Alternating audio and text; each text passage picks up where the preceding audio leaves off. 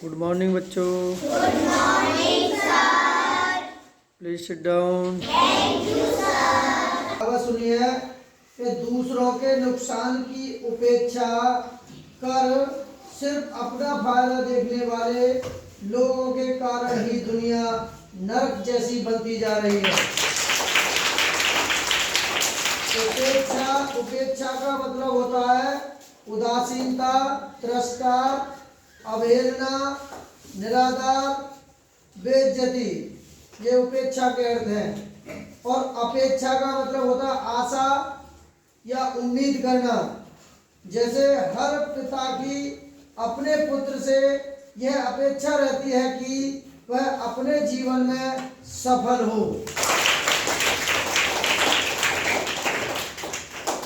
इसीलिए कर्म के पास न कागज है न किताब है, लेकिन फिर भी सारे जगत का हिसाब है। दुनिया के 4 स्थान कभी नहीं भरते। नंबर 1 समुद्र कभी नहीं भरता। नंबर 2 शमशान कभी नहीं भरता। नंबर 3 तृष्णा कभी नहीं भरती। नंबर 4 मनुष्य का मन कभी नहीं भरता। सभी बच्चे माइंड ऑफ कंसंट्रेट करके ध्यान लगा कर सुने। बहुत अच्छा अनुच्छेद पढ़ा रहे हैं हम।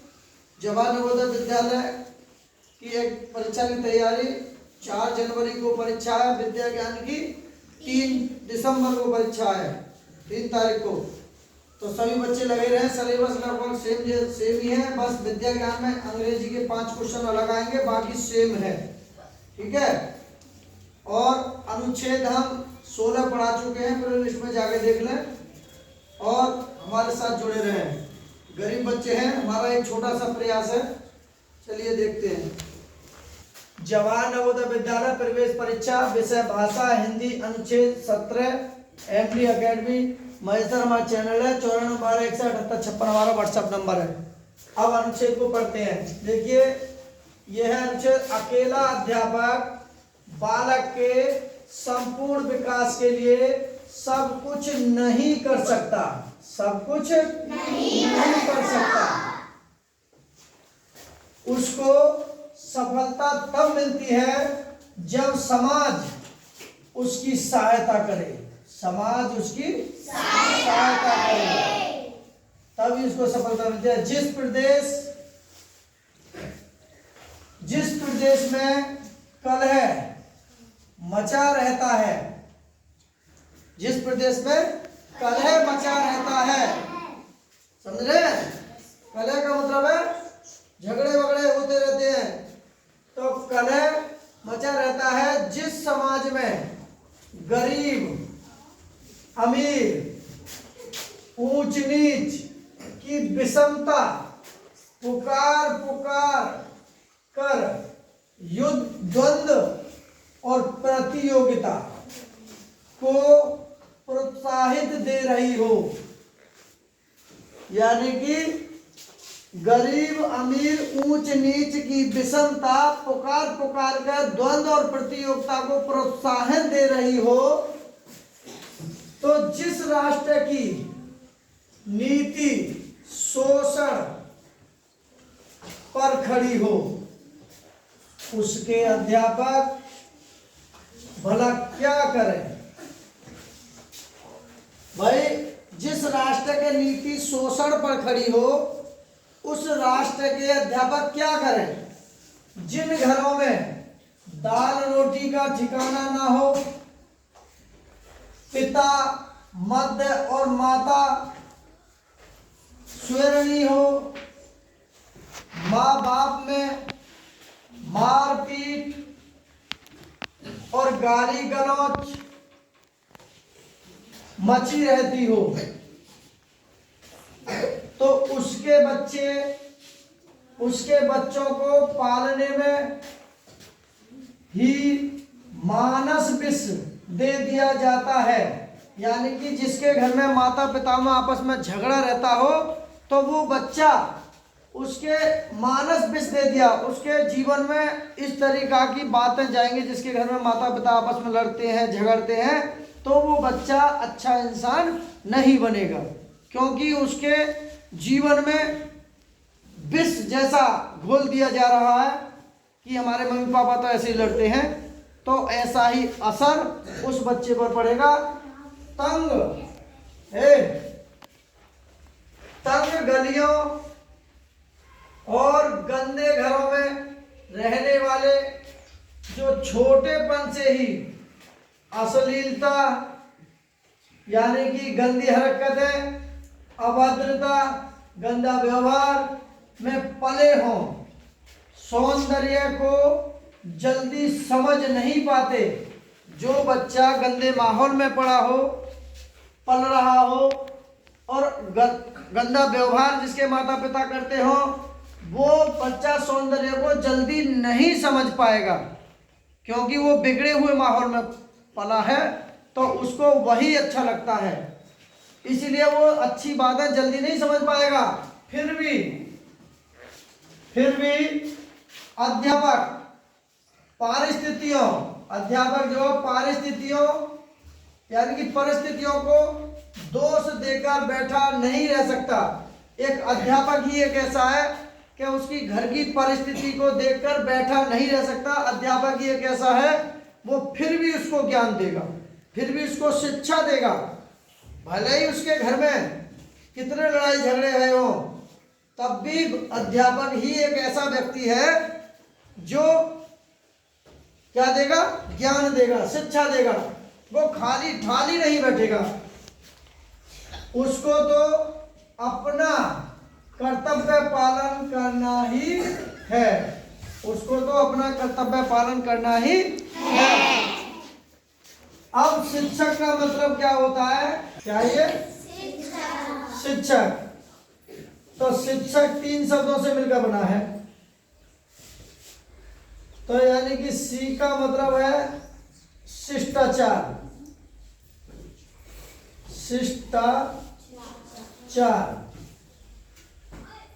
ठीक है।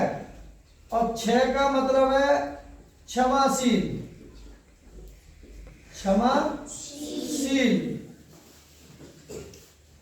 और क का मतलब है कर्तव्यनिष्ठ,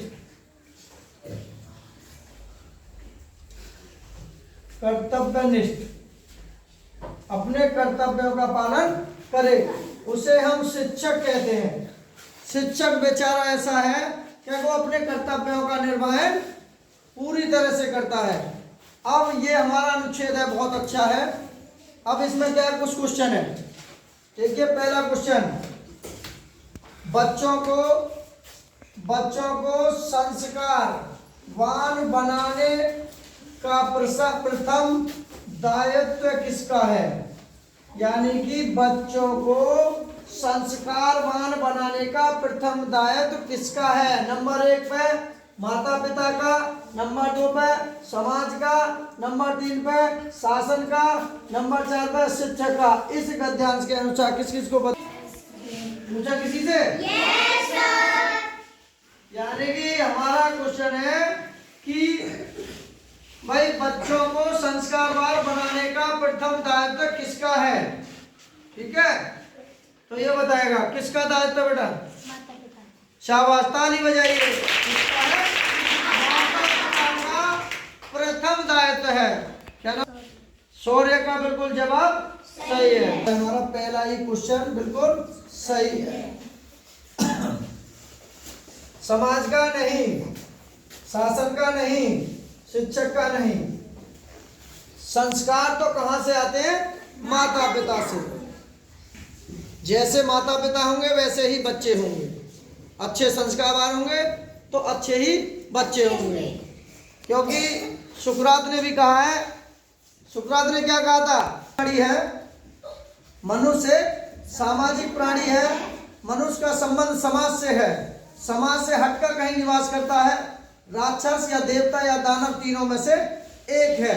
हम और आप सामाजिक प्राणी हैं, समाज में रहते हैं, गलतियां भी समाज में ही करेंगे और सुधार भी समाज में ही रहकर करेंगे और समाज में ही मरेंगे, समाज में ही खाएंगे, समाज में रहकर ही पलेंगे, समाज में रहकर ही पढ़ेंगे और समाज की ही रक्षा करेंगे और समाज को ही आगे बढ़ाने का काम करेंगे। इसीलिए हम सामाजिक प्राणी हैं, समाज में रहना है हमको। दूसरा क्वेश्चन, उपरोक्त अनुच्छेद में किसके कर्तव्यों को मुख्य माना गया है? नंबर 1 समाज को, राज्य को, अध्यापक को, बालक को, यानी कि कर्तव्य की बात कर रहा हूं। कर्तव्य मुख्य किसे माना गया है इस अनुच्छेद के अनुसार? हिमांशु बताएगा। समाज को। शाबाश, ताली बजाइए। देखिए ये सारी की सारी घटनाएं किसमें घटित होती है? समाज में। ऊंच नीच, गरीबी अमीरी, लड़ाई झगड़े, सब ये किसमें घटित होती है घटना? समाज में। इसीलिए जो कर्तव्यों का निर्वहन, कर्तव्यों का मुख्य कर्तव्य क्या है हमारा? वो है हमारा समाज। अगर समाज हमारा शुद्ध है, अच्छा है, बढ़िया है, कर्तव्यों का सही पालन करता है, तो हमारा देश तरक्की कर जाएगा। जिस देश में शिक्षा का माहौल हो तो उस देश का कल्याण हो जाता है। चलिए अब देखते हैं। समाज, बिल्कुल राइट आंसर है हमारा समाज पहला। राज्य नहीं, अध्यापक नहीं, बालक नहीं, कर्तव्य क्या है? समाज। समाज हमको अनुच्छेद के अनुसार। दूसरा सवाल है, स्वेरणी का क्या अर्थ है? स्वेरणी इस गद्यांश के अनुसार मनमानी करने वाली, व्यभिचारिणी, बुरा व्यवहार करने वाली, सीधी और सरल। किस किस को पता होता है? कुणाल। व्यभिचारिणी। शाबाश, जोरदार ताली बजाइए। व्यभिचारिणी का मतलब है जो व्यवहार अच्छा करे, जो व्यवहार अच्छा करे। और एक कहावत है कि किस्मत की एक आदत है कि वह पलटती है, और जब पलटती है तो सब कुछ पलट कर रख देती है। इसीलिए अच्छे दिनों में अहंकार मत करो और खराब समय में थोड़ा सब्र रखो। जीवन एक प्रतिध्वनि है, यहाँ सब कुछ वापस लौट कर आ जाता है, अच्छा बुरा, झूठ, सच, धोखा। अतः दुनिया को आप सबसे अच्छा देने का प्रयास करें, निश्चित ही सबसे अच्छा आपके पास लौट कर जरूर आएगा। तो देखिए अब सवाल है, स्वेरणी का क्या अर्थ है? मनमानी करने वाली नहीं। स्वेरणी का मतलब ये जो है अर्थ इसका है व्यभिचारिणी,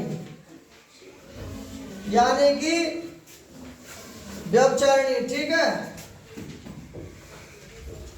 व्यभिचारिणी का मतलब किसी नारी को देखो, स्त्री को देखो तो बुरी दृष्टि से मत देखो, गंदी दृष्टि से मत देखो, और किसी जीव जंतु की मारकर हत्या मत करो। भाई जितना अधिकार हमको है जीने का, उतना अधिकार प्रत्येक जीव को जीने का अधिकार है। व्यभिचारिणी। अब तीसरा अगला क्वेश्चन है हमारा, देखिए इसमें बुरा व्यवहार करने वाली नहीं, सीधी और सरल ये भी नहीं है, तो इसके लिए हमारा दूसरा सही है। चौथा क्वेश्चन देखेंगे अब, दिए गए अनुच्छेद का उचित शीर्षक। उचित शीर्षक क्या है? नंबर 1 कर्तव्य, नंबर 2 समाज और अध्यापक, नंबर 2 अध्यापक के कर्तव्य, बालक का संपूर्ण विकास। किसकी? अध्यापक के कर्तव्य। शाबाश, जोरदार। देखिए अध्यापक का कर्तव्य, इसका जवाब बिल्कुल सही है। देखिए कर्तव्य करते रहेंगे तो जरूर कुछ ना कुछ मिलेगा। इसलिए धूप में बाप तपता है और चूल्हे पर माँ जलती है, तब कहीं जाकर के औलाद मिलती है। और बेटा मेहनत करो, माता पिता के सपने पूरे करो, तभी आपका समाज में कुछ मुख्य भूमिका रहेगी। इस अनुच्छेद के कर्तव्य नहीं, समाज और अध्यापक नहीं। देखिए ये बिल्कुल राइट आंसर है इस लड़की ने जो बताया था 3, और ये भी नहीं है। क्वेश्चन नंबर 5, कलह का विलोम शब्द होगा झगड़ा, नंबर 1, नंबर 2 शांति, नंबर 3 युद्ध, नंबर 4 विराम। किस किस को? अच्छा तुम बता करो। शांति। शाबाश, जोरदार ताली बजाइए। क्या नाम है? कलह। कलह का मतलब है युद्ध, झगड़े, कलह होना घर में। कितना कलह हो गई हमारे घर में, तो कलह का विलोम हो जाएगा शांति, शांति, शांति। हैं? तो जिस घर में शांति रहेगी उसी घर में माहौल भी अच्छा रहेगा। कलह का विलोम, झगड़ा नहीं, युद्ध भी नहीं, शांति बिल्कुल राइट आंसर है, और विराम भी नहीं। ठीक है, अब देखिए ये कुछ विलोम है जो वीआईपी हैं, जो परीक्षा में पूछे गए हैं। गुरु का विलोम हो जाएगा शिष्य, और डर का निडर हो जाएगा, प्राचीन का अर्वाचीन, जन्म का मृत्यु, पवित्र का अपवित्र, इच्छा का अनिच्छा, शक्तिशाली का दुर्बल, विषम का सम, कुमति का सुमति, उपस्थिति का अनुपस्थिति, दैनिक का मासिक, साप्ताहिक और पाक्षिक, लंबवत का क्षैतिज और रात्रि का दिवस। किस किस की समझ में आए? एक बार ताली बजाइए जोरदार। भारत माता की जय। बताइए माता जी, सबकी समझ में आ रहा है? देखिए भाई, मेरा एक छोटा सा प्रयास है, और गरीब बच्चे हो तुम, अगर किसी का नंबर आ जाए या तुम एक अच्छे व्यवहारिक इंसान बन जाओ। देखिए, अच्छी बात तब है जब खिलाड़ी खेल खेल रहा होता है और वो खेल के मैदान में लास्ट तक जमे रहना, ये बहुत बड़ी बात है। देखिए, तुम, एक कहावत है कि अगर मैं अपनी बात करूं, मैं अपने बेटा को, या तुम आईएएस पीसीएस ना बन सको तो कोई बात नहीं। अगर आईएएस की तैयारी कर रहे हो, परीक्षा में पास नहीं हुए तब भी कोई बात नहीं है, और जवान नवोदय पास नहीं हुए तब भी कोई बात नहीं। लेकिन सबसे बड़ी बात यह है कि आप एक अच्छे इंसान बन जाओ, एक आप अच्छे और समझदार और व्यवहारिक इंसान बन जाओ। ये बहुत बड़ी बात है, ये बहुत बड़ी बात है। और अच्छे इंसान कब बनेंगे? जब अच्छा गुरु मिले, क्योंकि जिसके माता पिता अच्छे होते हैं, संस्कारवान होते हैं, उन्हीं के बच्चे संस्कारवान बनते हैं। जिसके माता पिता संस्कारवान होंगे, उन्हीं के बच्चे संस्कारवान होते हैं। ठीक है, मेरा एक छोटा सा प्रयास है। अगर वीडियो अच्छी लगे तो लाइक करें, शेयर करें। Okay, bye.